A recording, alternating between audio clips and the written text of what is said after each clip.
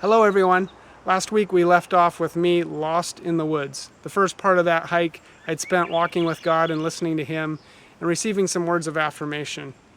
But on the way back I got desperately lost and found myself searching for hours on end to find my vehicle.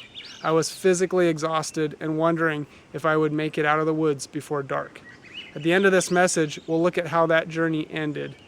But as we head into this stream of spiritual warfare in our Engaging the Five Streams series, today we're going to focus on some of the strategies that the enemy uses against us. And the goal is for us to identify at least one area of our life where we can see the enemy coming against us. And then we'll look at next week God's strategies, the ways He's given us authority to see victory through Jesus Christ in those areas. So let's start with the first strategy. One of the biggest strategies that the enemy uses is to convince us that He's not even here. I'm still here, even though you can't see me. And so in our Western culture, one of the most common strategies that the enemy uses is to convince us that He's not real. Or maybe in the church we believe that the enemy is real, but he's not active. Jesus took care of all that. He's not actually interacting in our lives and doing anything to trip us up. See, we're so tied to science and having scientific explanations that we tend to lean away from the supernatural as a culture.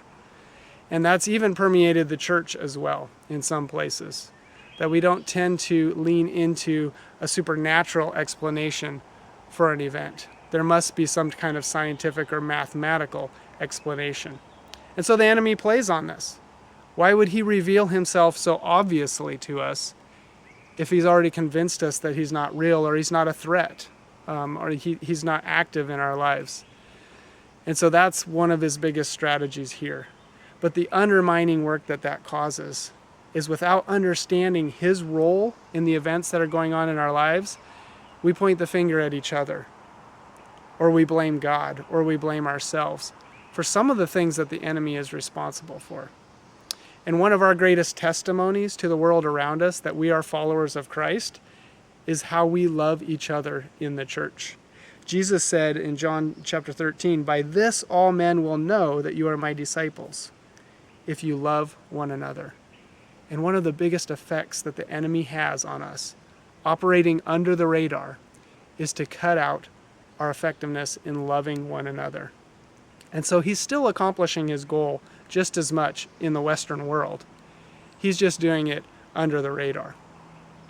And so it's important for us to try and recognize where the enemy is operating under the radar in our lives.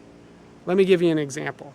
We just went through the stream of walking with God, and some of you made some incredible progress in setting some goals and changing your behavior so that you could find special time to be with God and work on going deeper in relationship with Him. And now it's been a couple of weeks. So I'd ask you, how's that going? Have you sensed any kind of undercurrent pulling you away from that practice and that exercise, from that discipline of being with God, listening to His voice? The enemy is at work. If you've noticed that, don't just blame yourself. Yes, you have a responsibility in being disciplined and carving out that time and not letting other things come in against it. But the enemy is at work as well. He doesn't want you to have that deeper relationship. And you may be able to think back on the last week or two and see specific ways that you are pulled away or distracted. So kind of on the flip side of the enemy operating under the radar as a strategy is his strategy of intimidation. And we see this play out in many other cultures in different countries, where they're very convinced that the enemy exists and evil spirits are real. But they believe it so much that they're gripped with fear.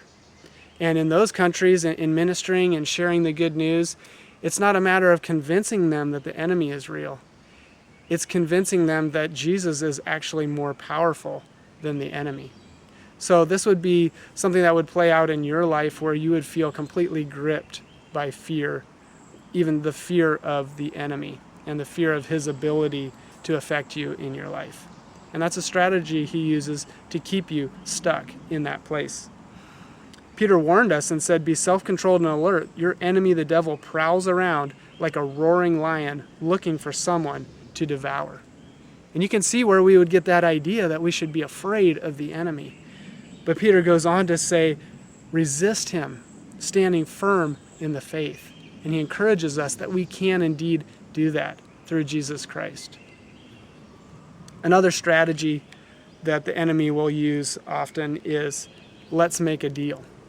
So you may begin to step into spiritual warfare, and you find that he turns up the heat a bit in your life. You start to experience things that are obviously spiritual warfare to you. And there's this intimidation factor that he tries to bring and say, you back off and I'll back off. Jesus' temptation is a good example of the enemy coming and trying to make deals with him. And it's a great insight into how the enemy operates. I just want to read that to you.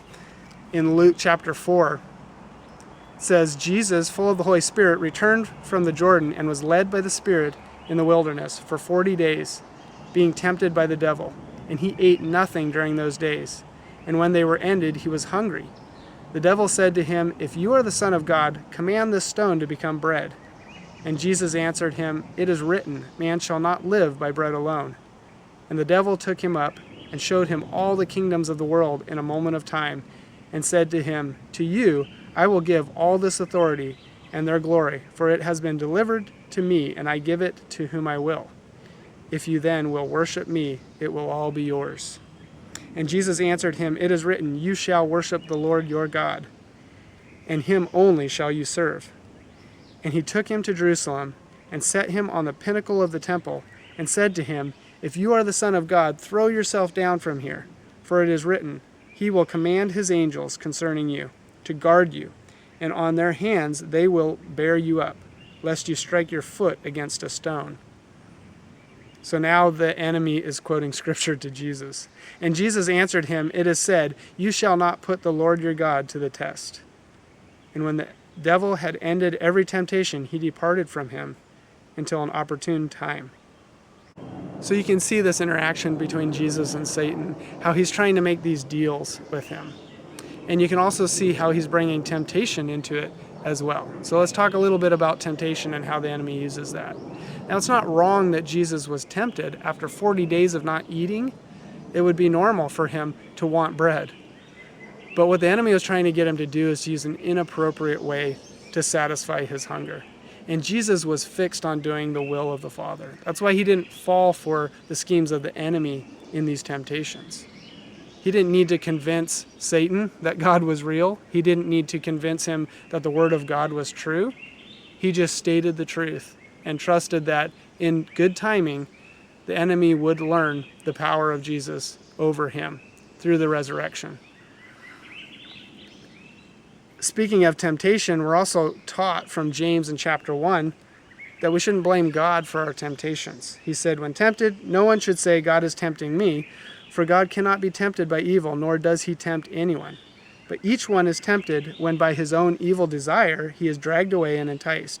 Then, after desire has conceived, it gives birth to sin, and sin, when it is full grown, gives birth to death. So you can see our own role in temptation. And it's not so much, again, that some of our desires are wrong, but it's how we decide to fill those desires outside of God's will that becomes sin to us. And you can guarantee, even though this points to our responsibility in temptation, the enemy is right there, as he was with Jesus, encouraging us to take those other paths outside of God's will for us to meet those desires. And so we know that the enemy is the father of lies. Jesus reveals this to us as he's speaking to the Jews who were beginning to put their faith in him. But he knew their hearts, and he knew some of them were set on killing him. And he spoke this very clearly to them in John chapter 8. You belong to your father, the devil, and you want to carry out your father's desire. He was a murderer from the beginning, not holding to the truth, for there is no truth in him. When he lies, he speaks his native language, for he is a liar and the father of lies. And so we learn some valuable insight into the character, the nature of the enemy here. And we can expect that in these different strategies that we're talking about, there will be lies woven into them. Kind of like the picture of my hike that day. The beginning of that day, receiving those words from the Lord and insights into his word. And then just hours later, hearing completely opposite messages coming at me from the enemy. And that's how he works. One last strategy that I want to talk about this morning are strongholds and agreements. Now, we're going to go much deeper into strongholds and agreements in our next stream of restoration, because they're at the core of what's holding us back from becoming who we are and restoring who God originally meant us to be in our lives. The enemy has come in and gotten these strongholds and these agreement and gotten us to agree with some of the lies that he's fed us. And that's given him almost this permission to operate in our lives. 2 Corinthians chapter 10, for though we live in the world, we do not wage war as the world does. Paul tells us, the weapons we fight with are not the weapons of the world.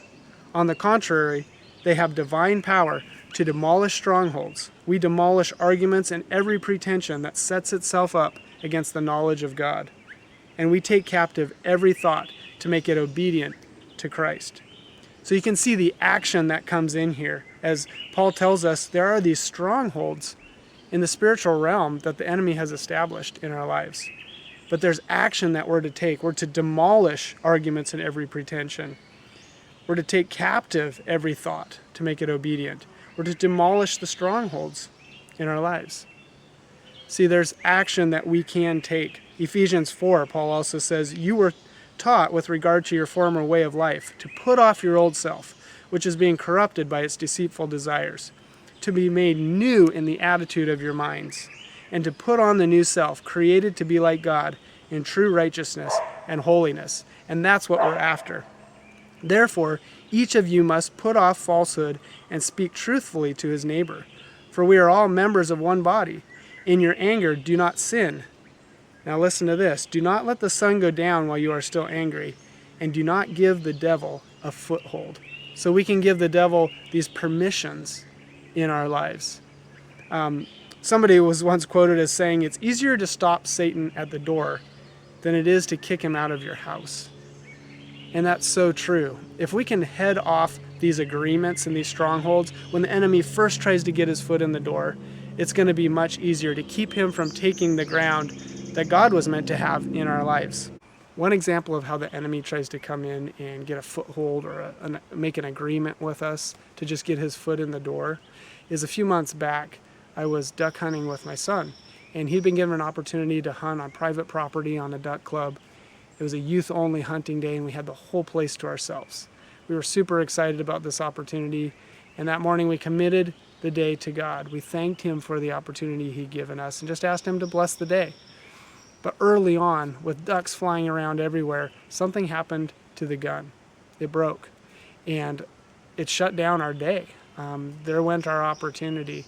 And I could also see the lies that the enemy was feeding my son as he began to verbalize them, talking about just how worried he was that he had done something to ruin the gun, and how could he do something like that. And just the excitement was leaving him even for hunting, not just for the day. And so as we recognized what the enemy was up to, we stopped and we prayed against those lies, against those thoughts where the enemy was trying to get a foothold. We shut them down, and then we declared God's goodness, and we invited him into the situation and asked him to redeem our day. And sure enough, after praying and a few phone calls to friends, we were able to find another shotgun for him and get back out there. And the afternoon was so fun. He limited out on ducks, and we just saw the blessing of God as we pressed through where the enemy was trying to get a foothold. And so the day ended well. But even more significantly, if we would have left in the midst of that trouble without addressing the lies and the agreements that were coming at us, then those would have set in. And that would have been that stronghold, that foothold that the enemy would need to take even more ground in my son's heart over time. So you got to take care of these things up front. So as we head to next week, Mark is going to be bringing God's strategies to come against these strategies of the enemy that we've been talking about. So here's the work that we have ahead for us this week. In our small group conversation, Bill Combs brought up a really good point. And he said, in trying to identify where the enemy is at work in your life, if you just look at where you have fear, oftentimes you can trace that back to a lie that fear is coming from. I thought that was really profound in helping us try to identify at least one way that the enemy is consistently coming against us, so we can engage this stream of spiritual warfare and take action to take back that ground. And so the picture I kind of saw as Bill was talking about that was smoke and fire. If you think of fear as being the smoke in your life, when you see smoke, where's it coming from? It's usually coming from a fire. You can trace that smoke back and find the source and find the fire, which would be the lie that the enemy has fed you, that you're believing, and it's producing this fear. So I want you to think about that. Think about different areas of your life. When you greet somebody for the first time, is there a fear that rises in that? When you have a conversation with a certain person in your life, does fear show up? When driving to work, anticipating the day, when you're alone, when you have to make a big decision, where is fear showing up in your life? And then prayerfully this week, can you ask God to show you where is that smoke coming from? What's the lie that you're believing? And then, of course, you can take action to then shut down that lie. And we're going to talk more about that in the coming weeks. And again, we're going to go a lot deeper into agreements and strongholds and breaking those when we talk about restoration and the restoration stream. So now let's get back to me lost out in the woods and see how I was able to get through that. And let's see the rest of the story there. And I will just say that I was so thankful of how I spent the first part of that day. And all along that time being lost, I was able to continue to shut down the enemy. I had my moments where I was like, God, have you completely forgot me out here? It was getting late and I was totally exhausted. But I did hold on to truth and was able to battle through. Let's take a look. Bigger issue now is 5:13, and I told Star if you don't hear from me by 6, start worrying. There's no reception here, and it's a drive once I get back to the car to get to reception. Well, I've made it into second growth timber.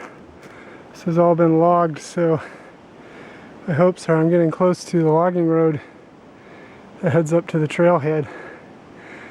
Whew, I'm pooped. 4 hours now off the trail. I was able to find a spot to get a text out to Star, so she's not sending out search and rescue, which is good. And the little dot on the map that leads to the car is getting closer. Just wish I was on the established trail, but I think it's way up the ridge here and I don't have the energy to climb up there and get on it. Found an abandoned logging road. Hopefully this will meet up with the main one, then I can walk up to the car.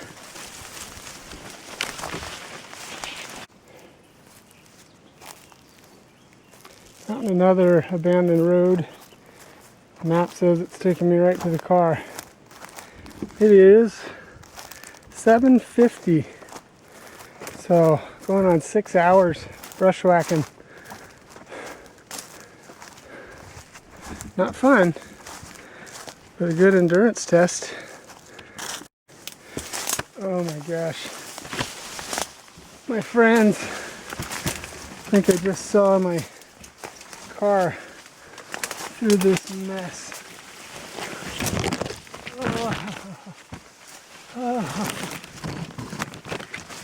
Oh my gosh.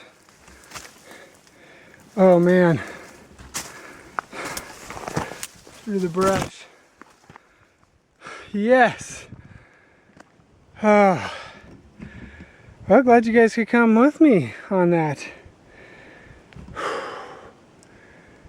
About 8 hours of hiking today. About 6 of those I was lost.